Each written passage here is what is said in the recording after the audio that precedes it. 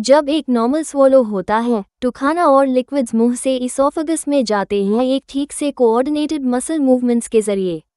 जब swallow start होता है तो एपिग्लॉटिस नीचे की तरफ मुड़ जाता है ताकि एयरवे प्रोटेक्ट हो जाए।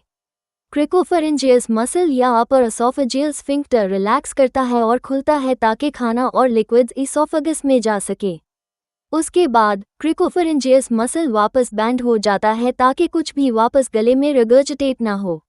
एसोफेजियल मसल फिर कॉन्ट्रैक्ट और रिलैक्स करता है एक वेव जैसे मूवमेंट में जो कि खाने और लिक्विड्स को नीचे स्टमक तक ले जाता है। इस मूवमेंट को पेरिस्टाल्सिस कहते हैं। स्वॉलोइंग में मुश्किल यानी डिस्फेजिया को कई अलग तरीकों से बयां किया जा सकता है, लेकिन सबसे आसान तरीका यह है कि सोचा जाए कि मसाला फिजिकल है या फंक्शनल।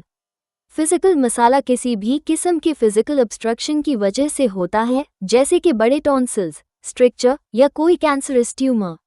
आमतौर पर जिन पेशेंट्स को फिजिकल ऑब्स्ट्रक्शन होती है उन्हें लिक्विड्स निगलने में मसाला नहीं होता जब तक ऑब्स्ट्रक्शन बहुत ज़्यादा सीवियर ना हो, लेकिन सॉलिड्स निगलने में दिक्कत होती है। लिक्विड्स के मुकाबले में सॉलिड फूड्स आसानी से ऑब्स्ट्रक्शन के IRD गिर्द नहीं जा पाते, जिसकी वजह से खाना अटक जाता है या फंस जाता है।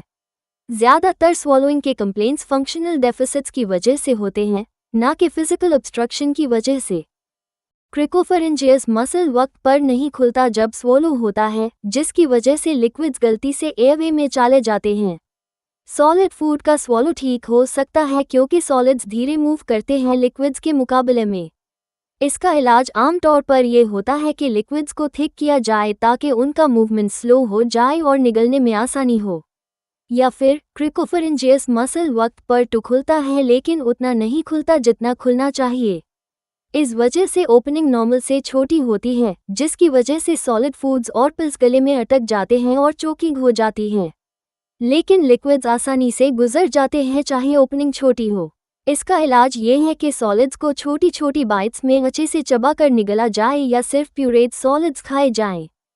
ज़रूरी नहीं कि सिर्फ क्रिकोफेरेंजियस मसल हाई ठीक से काम ना करे, बल्कि एसोफेजियल मसल्स भी खराब हो सकती हैं। स्मूथ वेव जैसे कॉन्ट्रैक्शन और रिलैक्सेशन की बजाय मूवमेंट अनकोऑर्डिनेटेड या बिल्कुल एब्सेंट हो सकती है, जिसकी वजह से सॉलिड फूड्स ऊपर नीचे होते हैं और डिले होता है। लिक्विड स्वॉलोज आमतौर पर अफेक्टेड नहीं होते क्योंकि वो इस डिसमोटिलिटी या पेरिस्टाल्सिस से ज़्यादा मुतासिर नहीं होते। आखिर में किसी पेशेंट को एक या ज़्यादा प्रॉब्लम्स हो सकती हैं जो कि सिग्निफिकेंट स्वॉलोइंग डिफ़िकल्टीज पैदा करती हैं। याद रखें कि यहाँ जो स्वॉलोइंग इश्यूज बयां किए गए हैं वो सिर्फ जनरल प्रिंसिपल्स हैं, और भी बहुत सी फॉर्म्स ऑफ डिस्फेजिया और ट्रीटमेंट्स मौजूद हैं।